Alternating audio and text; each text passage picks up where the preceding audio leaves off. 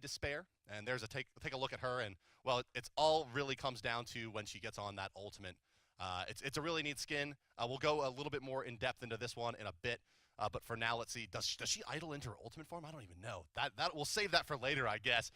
Next up on the docket is Hercules with La Roca, the luchador skin for Hercules coming into the game here.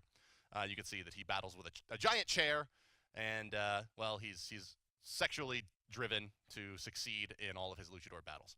And finally, we do have not so much a skin, but a redo of a base skin, and this is for one of the more popular gods in Smite, and one of the most skins, so I'm sure this was a big undertaking. It's Amir coming through with his remodel, old Frostbeard there, with still a giant mallet. A little bit of a material update, similar to what you saw with Sobek and other gods in the past, with a little bit of remodeling, and the club significantly covered mallet rather than a giant block of ice cubes. So looking pretty good is young Amir, but that also here, and there she is. And well, let's take a look at her. Go ahead and go through her abilities here. We have number 1 in Sikkim, and you can see just simply a different set of meshes that come out when she fires that ability. Her Crush is her number 2 ability. Now with a purple targeter, still very similar though in general, this ability. And when it detonates, boom goes the dynamite. Number 3 is called Sentinel, her ability, and this will send out one of the new dog heads. You can see it, super cool there. She can always go to that one. And finally, her ultimate. This is really the big money shot with 4 different types of dog demons extending out of her skirts. And she is a monster. Oh, and look how it fills in. That looked different. The way the ultimate fires, that's cool. It does the spiral. So this is a really awesome skin. Kind of seeded in the community in a way, similar to some kind of god concept we've seen. Let's go through her voice pack here, starting off with the taunts, VEG, VEA taunts and whatnot. I'll shut up so you can hear them. I'm unstoppable.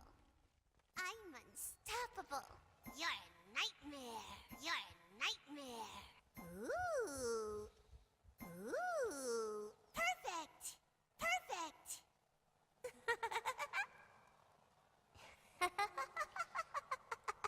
Those are her lovely taunts and jokes and laughs. This nightmare is real. And that leads us right into La Roca Hercules.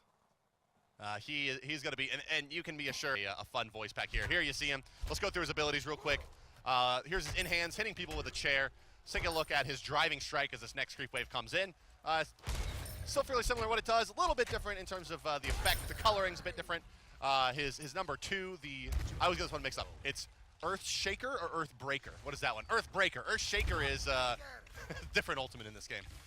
His number 3, Mitigate Wounds. Not much different going on there. That ability can only be so many things, and he simply just gets the shields around him, and in addition to the white particle rays shooting off of him. And finally, of course, he does drop La Roca with his ultimate. And there it is. It's a giant pinata pig, which is one of the sillier things we've added to the game. Not the silliest, but a little bit of levity here in the Smite game. Let's go ahead and listen to his voice back, some taunts, jokes, and laughs. It will make it easier for everyone around. Oh yeah? Rules? Well, rules were meant to be broken. And so was your neck. Eat up, my friend. You are looking thin like a niño. When you are a man, sometimes you must wear these stretchy pants. I'll only leave my lane if my theme music is playing. Medusa called, she asked where I got such huge pythons. Celebration! I am the best! So he has a Medusa directed taunt there, it sounds like. I wonder what that could mean. My god, the questions, the amount of different answers to that question that there could be. Blowing my mind right now. But here he is, Luchador Herc, known as La Roca, and probably butchering that nonetheless. But that does conclude our skin preview and some of the fun stuff out of the Smite game roster, and that brings us back to the set here. As you can see, a female, but instead of being like the god of calculated strategery and whatnot, she just beats people. She's the kind of, shut up and let's fight kind of character. Okay, Definitely. cool. Very cool. So we went through her passive, and let's talk about how her kit kind of factors into this entire idea of what Bellona's supposed to be. So obviously you can see she's getting quite a bit of protection and movement speed based on staying in combat. And her first ability, so I guess we should preface this with, the weapon that you see here is her base sword. That's right. So this is what she has when you haven't activated any abilities. When you activate your first ability, you go to a kind of short sword and shield, or hand and a half sword and shield, as you see here. That's right. Her number 2 will put her into a stance with a heavy hammer. And this now has its own unique passive. And then her third ability will put her into a stance with a scourge or a whip, basically a bladed whip. And all of these have kind of different attributes. So we'll go back and starting with her first ability. This ability is a short dash that ends with this kind of shield block. You can see the targeter there. And they all basically get slowed. And she builds block stacks. That's right. For each enemy she hits, she builds a stack of block. Now, her block's a little bit unique in that when it blocks a basic attack, it actually reflects some of the damage around her. That's right. So she basically, just that ability alone kind of indicates how this god is to be played after using the ability. Yeah, so she'll only keep it either until she uses another ability, which changes her weapon, or when she drops out of combat, she always goes back to her default weapon. So she only keeps it out while she's basically fighting with it. Right, you saw a drop off there when she went out of combat. Let's move into her second ability here. This ability, you saw it has 2-part firing mechanism. It's a big AoE hit with a second component as well. And if you refire that, you can see that you can reposition that second hit, basically. So if you go the first time, that second hit, you can use that to land wherever. This ability contributes a big part to her ability to clear waves. And maybe most importantly, it leaves you with the giant hammer to in-hand with, and this hammer cleaves as its passive. So where the sword and shield builds block stacks, the large hammer does in fact cleave any targets that it hits. Or is it a cleave? Right. Is it a splat? What is it actually? Well, it really hits all the enemies within the melee area. Right, so it fills the cone like right. how other hit chain-based warriors and assassins do, similar to an Osiris, for example. Yeah, so the benefit to having the sword and shield out is every third basic attack, you build another stack of block. So as long as you're attacking with your shield, you're shrugging off more basic attacks. The benefit to the hammer is that essentially, you can hit multiple enemies in it. So it makes it very strong for her to use to clear with.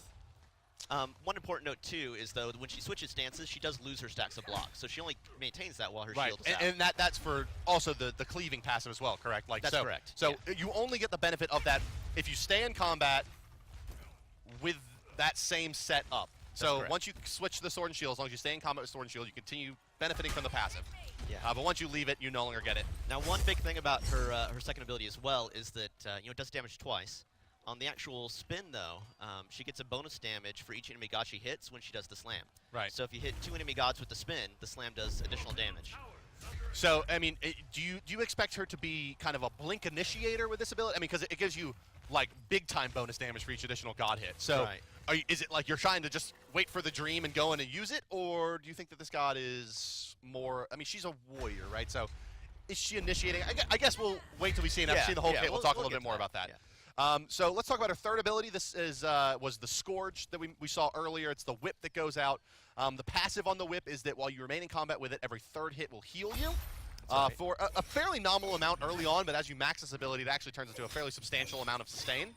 It's also it's got a little bit longer range for melee weapons. So we were kind of wondering, like, does it indeed have that? Because we saw it in the tooltip. So what's the normal kind of attack? Of course, to the ultimate,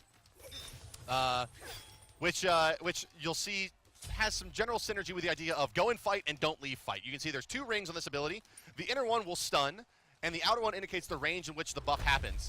So you can see the stun, go ahead and fire that. It's a leap, and she plants the flag. Anybody hit with the flag is stunned, and then it provides a tremendous physical power bonus to anybody standing in the ring that's friendly. And a protection bonus to friends. As well as protection. So it's a little bit like how old Odin Ring used to work for him, except for it doesn't block people out, and it is better than that ever was, right? That was more of a defensive steroid. This is a little bit more of a just fighting steroid.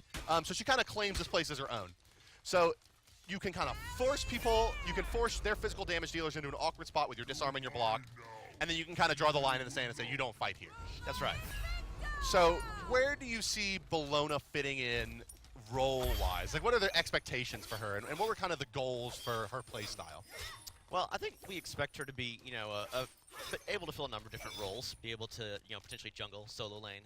Our expectations were certainly just to make, I guess